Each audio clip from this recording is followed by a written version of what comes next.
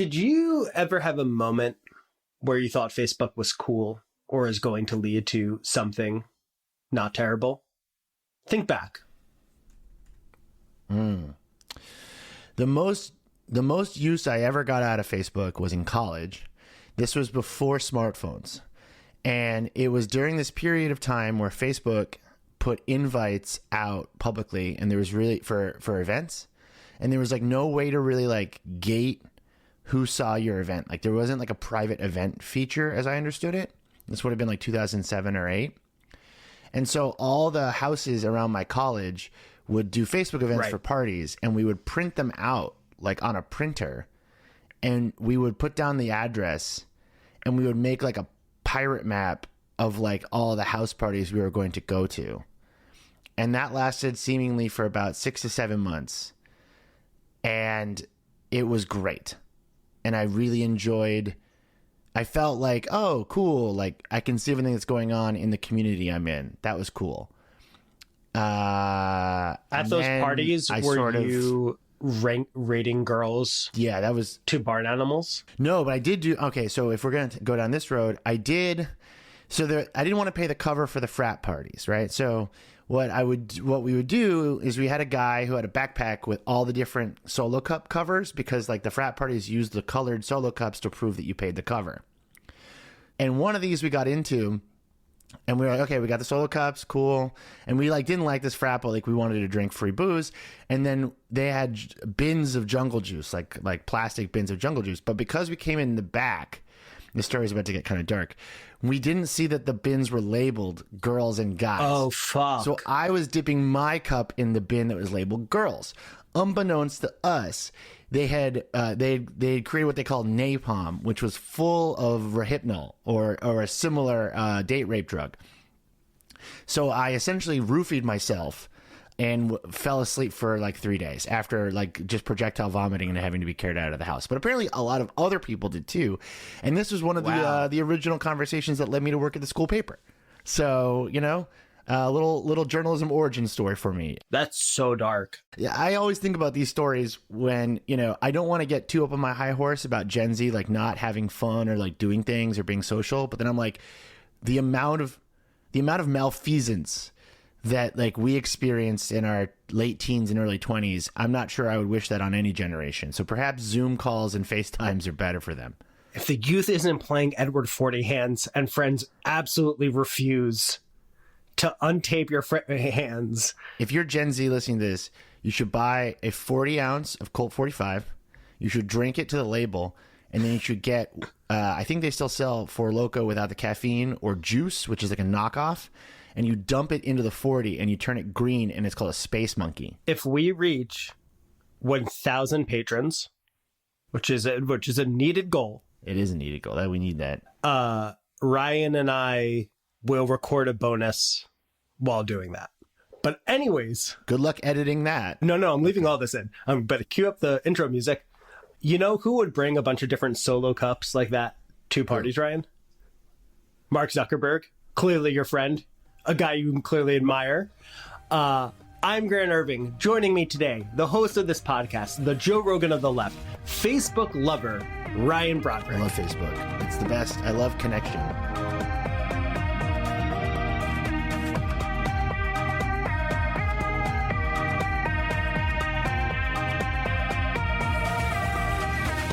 Thank you for doing your show.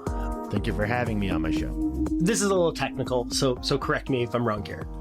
So Meta announced they are really jelly of all the attention Elon has been getting and are going to toxify their platform, quoting here again, super hardcore. Do I have that right? Is this factually accurate? Yeah, basically. They are getting rid of their fact checking, most of which was done by third parties, and they are allowing all kinds of new fun ways to torment each other, which were previously banned. The biggest being that if I understand this correctly, you cannot make fun of someone for being mentally ill on Facebook unless you're saying that they're gay and that's why they're mentally ill. We'll get into the specifics in just a moment. But I have 3 images I want to show you. If I can figure out a way to share my screen in Riverside, I think I can. I want you to describe the portraits you're seeing. So this is Mark Zuckerberg in college. He has a Vio laptop. Pretty nice. And he looks like every guy walking down the street in Boston in the mid-2000s. Just like absolute New England NPC. And he's got big, stupid headphones on. They're the kind of guy that like has casual feelings about the band Guster, you know? There's a reference for all 20 of you. You know what I mean? All The right, band with the bongos, Guster. Yeah. Yeah, he's like the guy that like only goes to restaurants that have TV screens, but he's not actively listening or looking at the TV screens. Mark Zuckerberg is like a classic just nothing man from Massachusetts. He's not from Massachusetts, but he's like a nothing man that goes to school in Massachusetts. There's thousands of them.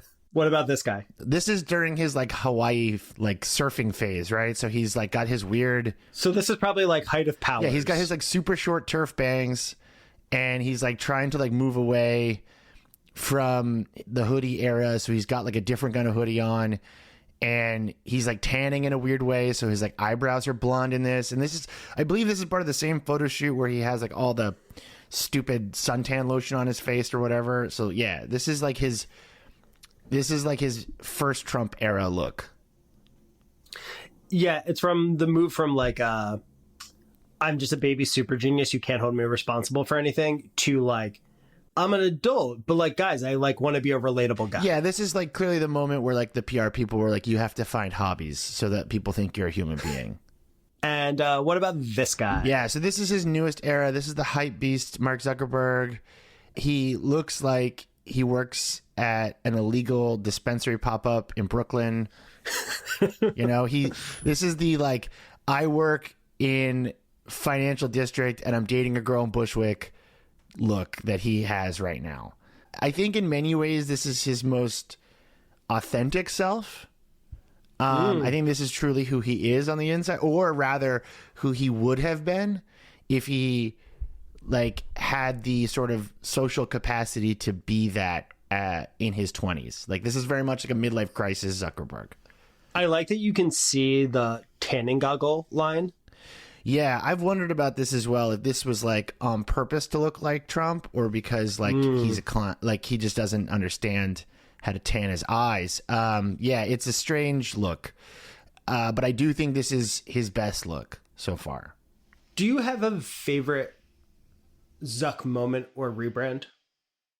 I don't, only because, and I feel like I do this every time we do one of these episodes where I'm gonna like break your format. I find him deeply uninteresting, and in many ways almost like incidental to Facebook.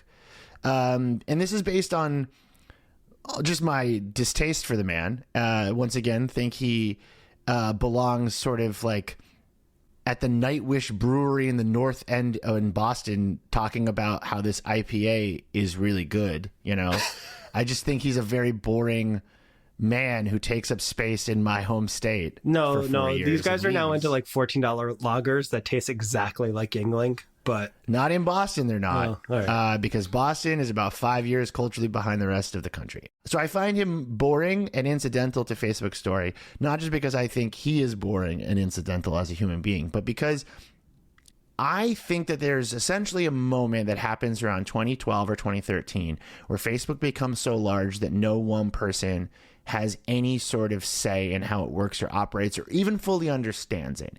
And that kind of opinion that I started to form in the 2010s, I think has only become more solid in my mind since. I don't get the feeling that any one person inside of Facebook really knows what's going on and couldn't really change it much, except for like minute little tweaks at this point. Does that include the recent changes? You think they're minute? Yes. I mean, I think the changes that were announced recently are quite minute because most of the bad stuff that's happening on Facebook has already been happening. What this will do is allow Facebook to not have to deal with it anymore. So I'm sorry to tell you, you didn't ruin this outline. I think we're actually agreeing. I look at Mark's different eras and I see a guy who is appearing as whatever is most advantageous to him. And I think that's what we see with the whole company. Always.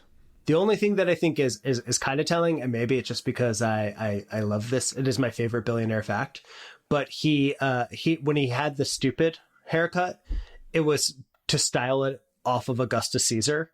And I think if anyone is styling themselves and is in competition with a Roman emperor, there should be forced bankruptcy of that person. I think that's right. I have a piece of Zuckerberg gossip I've been sitting on, which I think I can use here. Yeah. And perhaps if any Meta employees are listening and they would like to confirm this for me, I've heard that he only eats chicken nuggets. And this is not me doing a bit. I have heard that. So if anyone would like, I want to do my due diligence here.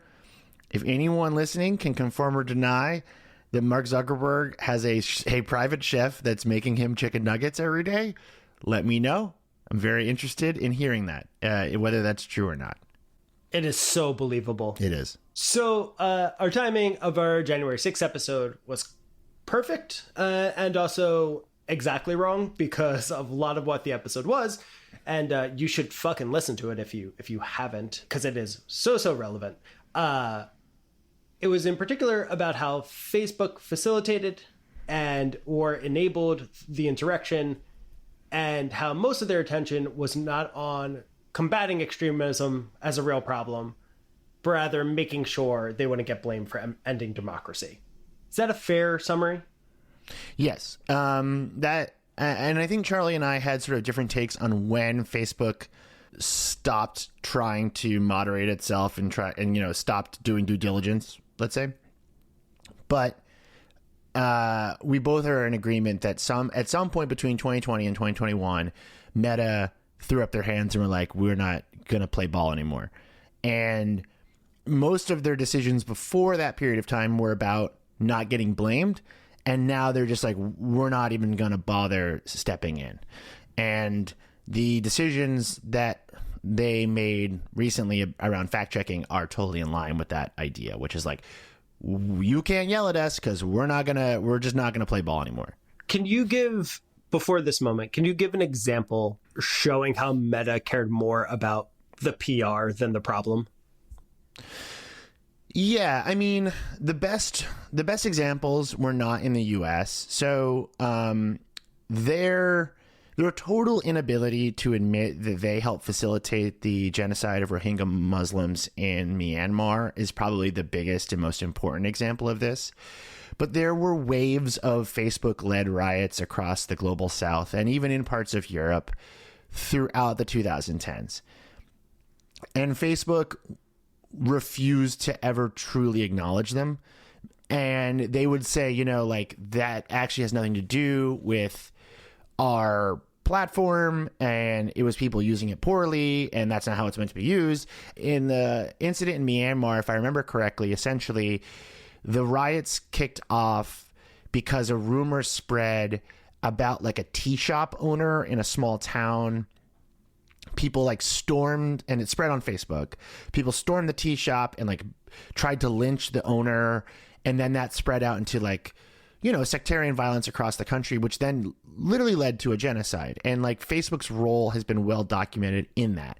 And in fact, when Facebook announced the end of fact checking this week, Meta employees told Casey Newton, a platformer, that this was going to lead to another genocide. Employees inside the company know the power that Facebook has, and it sounds very crazy when you start to talk about this, because what you're talking about is essentially rumors, and you're talking about misinformation, and you're talking about harassment and bullying online on Facebook, which then spills out into real world violence. And the jump from online to offline is where Meta goes actually, we can't, you can't blame us for that. And so they put out all kinds of safeguards, and they say, like you throw a rally by the Capitol where you say, let's go march to the Capitol. But what happens once you get to the Capitol? Yes. What do you mean? That was 30 minutes ago. How could we be held responsible for what these people did on their way from point A to point B?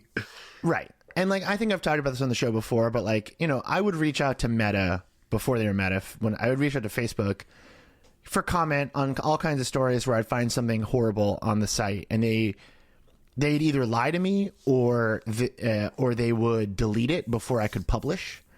They would. Can you give an example of that? Yeah, the incident where I sort of was like, I'm never gonna trust you guys again.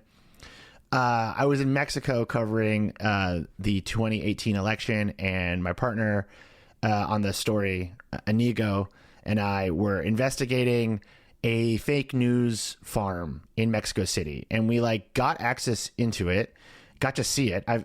They were responsible for a very viral rumor that Paul Walker was still alive in Mexico, which apparently a lot of Mexicans just believe is fact because of how successfully viral this story was. Paul Walker is their Tupac?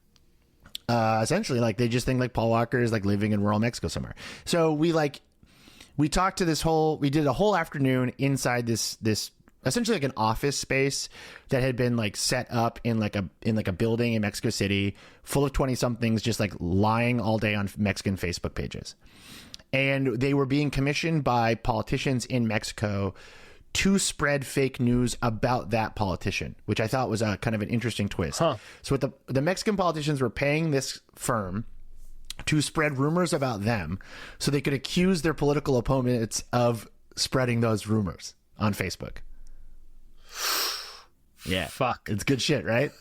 And so we documented this whole thing. We had all this proof. We brought a film crew to film how they used Facebook to do this.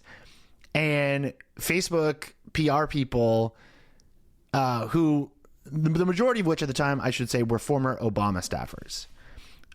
In case you need more reasons to not trust that entire period of history. Most of those people went from the Obama White House to work in big tech. So I went to Facebook and I was like, here's all this proof we have of what's happening in Mexico around the election. It seems like it's actually making some genuine impact in at least in maybe the local level. I don't know if it really impacted the success of Andres Manuel Lopez Obrador, the former president of Mexico, but the Facebook PR team totally gave me a runaround. And then the thing that really enraged me, and we published a second story about it because I was so angry. This, I've never had this happen to me before. Before I could write my story, they turned around and sent all my reporting that I had asked them about to the Atlantic Council, which is a NATO-backed fact-checking organization, who I'm cool with. I've worked with them before, but they basically leaked my story to the Atlantic Council, who then called me out of the blue to run defense for Meta. And I'm still angry about it to this day. That's a ridiculous. No, that sucks. I've never had that happen to me before. And maybe it's just not totally clear for non-journalists why that's weird, but it was so weirdly aggressive. And that was the day where I was like, I'm never going to treat Meta as anything other than an antagonistic force, because clearly they don't care about anything other than protecting their own reputation. I'm still mad about that. That's a ridiculous thing to do. Anyways. It's extremely petty. So to recap, Meta has been very focused on expansion and keeping the brand out of trouble, and will adapt accordingly to accomplish both of those things. And we're seeing that with the recent news. But before we get there, how did they handle the Biden years after January 6th when people were very pissed at them? The Biden era of Facebook, and to an extent Instagram as well, I think, has been about minimizing relevance as much as they can without losing engagement. And what I mean by that is they basically said no more news on Facebook, no more politics on Facebook. Now, obviously news and politics are still being shared on Facebook, but the levers that control the highest points of the Meta ecosystem aren't showing that stuff anymore. And Garbage Day researcher and Panic World researcher Adam and I, we look at this stuff every month. We work with NewsWhip, and we can see what's being shared and engaged with across Facebook. And over the last 2 years, it has been largely garbage bullshit, clips from America's Got Talent and America's Funniest Home Videos, and weird beauty pageants and stuff. It's totally irrelevant. They want to see how irrelevant they can be socially without having any impact on their bottom line. And now that Biden has lost, they can be like, oh yeah, actually you can talk about politics all you want now. Like you can do whatever you want now. It doesn't matter. Because what they were trying to do is basically fly under the radar for 4 years to not trigger any kind of scrutiny or regulatory interest from the Democrats. And now that the Republicans are in charge, they are just, the gates are wide open. And that brings us to now. I personally feel betrayed that creatine Mark is would do this. I thought I could get on board with yoked Mark and that he was now a relatable guy. But, you know, sad day for all of us who like gains. But for you, a guy who doesn't like gains, this was predictable. What he's doing is reading the room that like a lot of other people in both tech and culture are seeing right now, which is that America is going through a pretty conservative social backlash. Country music is very popular. Gender roles are very strict. I mean, it's a lot of the stuff that we cover on this show. Like there's like a real kind of reactionary movement happening, and Facebook has been completely irrelevant for 4 years. Like does not matter. And Instagram is going the same direction. And I think Zuckerberg made a really smart decision right now, which is to open the floodgates and just see what happens and see if, you know, Facebook can be interesting again, if Instagram can be interesting again. I'm going to digress for 1 second. I was talking to an influencer I thought was funny, potentially for a bonus for the show that didn't pan out. She'd made a video where she's a chef, and she was like, oh, I woke up craving fried Oreos. So I made homemade Ozempic. And then she gets beakers and pretends to make Ozempic. She posted it to Instagram and Facebook. And on Facebook, people reported it as a real thing. The idea of anyone taking this literally blew my mind. Do you think that that's actually like representative of the people that are on Facebook? Yeah, I do. This is like an uncomfortable thing about Facebook, which is that it is so large and it is so vast that the sort of average media literacy or genuine literacy level of its user base is quite low. It is the largest connection of human beings in human history. It has surpassed the Catholic Church as the largest organization of human beings on planet Earth. And there are a lot of people who like don't understand what satire is. They don't understand what jokes are. They don't understand that what they're looking at on Facebook isn't real. They just open it and they react, and Facebook incentivizes that behavior. So yes, I mean, years ago when I was interviewing those magicians that were like eating out of toilets and stuff, they would say the same stuff, which is that we're just doing jokes that are clearly jokes, but everyone's taking them really seriously. And they're taking them really seriously because there's just a lot of people on the app that like don't understand, and it's because either they're old or they're uneducated or they don't speak English and they're seeing English content. And it happens going both ways. Like the AI images that everyone was freaking out about a couple months ago were all being made by like Indian hustle bros who were trying to make the most American images possible. So it's like it's a platform of constant cultural context collapse happening all of the time. And so everyone is just very angry because they're very confused. So with that in mind, on a scale of 1 to 10, how consequential do you think the new changes are going to be? I think they're going to be pretty bad. Scale of 1 to 10. 8, let's say. We'll discuss how on the Patreon. On the Patreon. Yeah, we're going to the Patreon now. You can pay 50 cents to listen this month only. Yeah, you got less than 30 days to get it for 50 cents for the first month. And if we reach 1,000, we're going to drink something gross on microphones. And there you go. That will happen.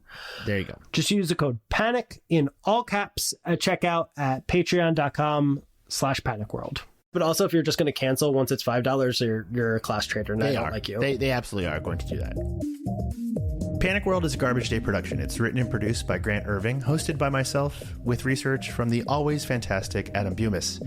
A huge thanks to Gabby Cash for designing the incredibly deranged art for this show. And a huge thank you to Kat Rajesk, our lovely video editor.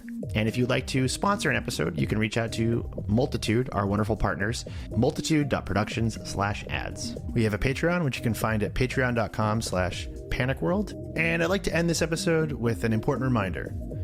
Log off and touch grass while you still can.